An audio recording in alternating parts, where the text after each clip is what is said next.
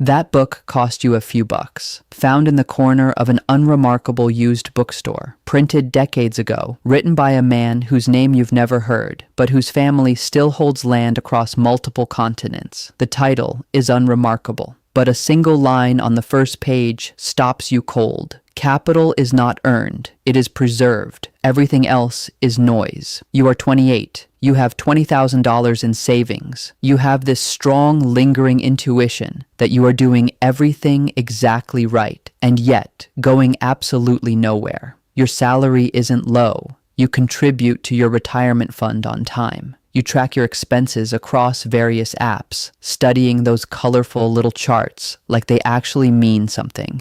You, like every smart person in 2026, learn how to handle money through short videos, algorithmic feeds, and men talking into ring lights. And yet, the number in your account moves like the weather, up in the good months, down when the car needs fixing, when you fly home for the holidays, or when that subscription you forgot about auto-renews. You sit in your car and read that old book in a single sitting. The rules aren't complicated. They aren't even new. They are simply the exact opposite of everything the algorithm has been selling you since you cashed your very first paycheck. Old money rule. Number 1, never touch the principal. In this era, everyone is teaching you to invest, but no one tells you what investing actually means to families who have sustained their wealth for 4 generations. It does not mean riding a bull market. It does not mean timing anything. It means defining a pool of capital, and whether there is an emergency, a so-called once-in-a-lifetime opportunity, or a market crash that makes your stomach drop, you will absolutely, categorically, never touch it. You must treat this money the way ancient families treat land. You do not sell the land. You only sell the crops it produces. You spend a week digesting this. You look at your $20,000 in savings. You decide to turn $10,000 of it into your land. You open a separate account and move it there. And then you do something you have never done with money in your entire life. You stop looking at it. The first month is profoundly uncomfortable. The second month, slightly less so. By the third month, you suddenly understand the secret the book was trying to tell you. Compounding requires you to look away. The anxiety born from staring at a screen is the exact thing that breaks the chain. The shift happens. You no longer measure how much you have. You start measuring the baseline you have committed never to touch.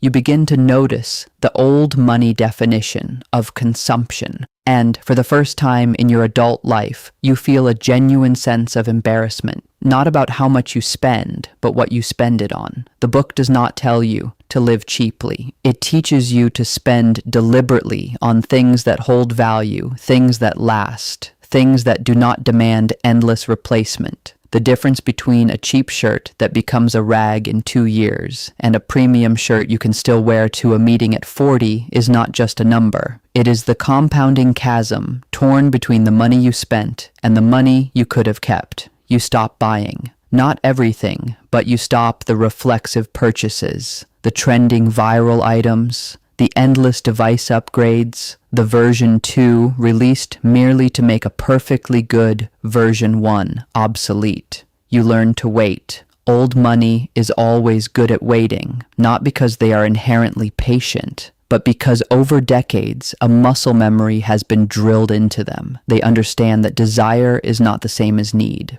Conflating the two is exactly how wealth evaporates between generations. Your savings rate climbs, yet your income hasn't changed. At first, you find it shocking. Then the shock turns into embarrassment, because once you step out of the consumption machine designed to blind you, the entire mechanism becomes painfully obvious. Old money rule. Number 2, your income is not your identity. In 2026, everyone is performing their income.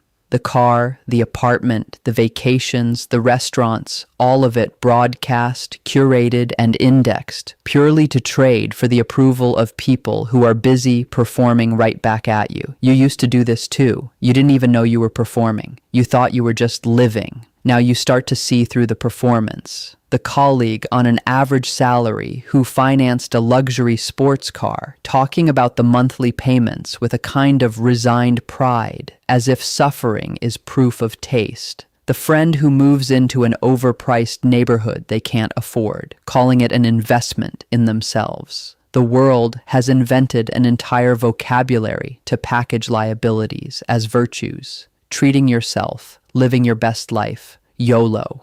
You still drive that 7-year-old car. It runs. You stop apologizing for it. Gradually, something strange starts happening socially. In certain rooms, people begin to take you more seriously. Not because you are demonstrating wealth, but because you have stopped demonstrating need.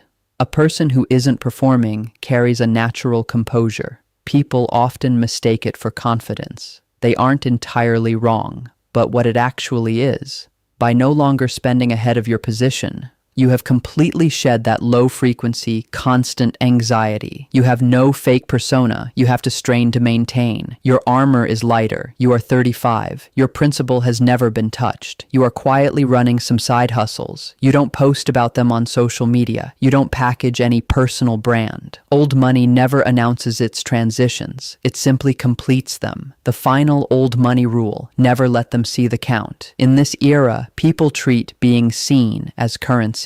But actual old money understands visibility is a tax. The display of wealth is the first expenditure of the insecure. Exposing wealth too early only attracts the wrong kind of attention. The pitches, the loan requests, the deals that come knocking solely because someone thinks you have money to lose. Invisibility is the ultimate protection. You buy a watch, ordinary but precise. You wear it for years. You are 40. Only you and your accountant know your current net worth. You don't feel like a millionaire by any standard 2026 has set. You don't have that ecstatic high you see in the videos. You just feel like someone who has made 1,000 small, correct decisions in a row over the past decade.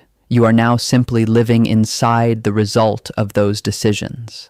It feels less like a destination and more like a terrain. Quieter, slower, and far more solid than you ever imagined. The algorithm is still running. It is still peddling urgency. You have stopped watching it, not out of contempt, but out of irrelevance. That deafening performance was never meant for someone who already has a complete plan. Tonight, in the corner of some city, there might be another 28-year-old holding a battered old book, reading a line that still sounds somewhat unbelievable. Capital is not earned, it is preserved. If they can keep reading, if they can follow the first rule and then the second, and if they can endure the prolonged discomfort of the third rule long enough for it to become a habit, they won't become an entirely different person. They will simply become someone who has options. Real options, the kind you cannot buy quickly, the kind that must be traded for the one ultimate resource old money understands better than anything else: time, patience, and the willingness to compound in silence.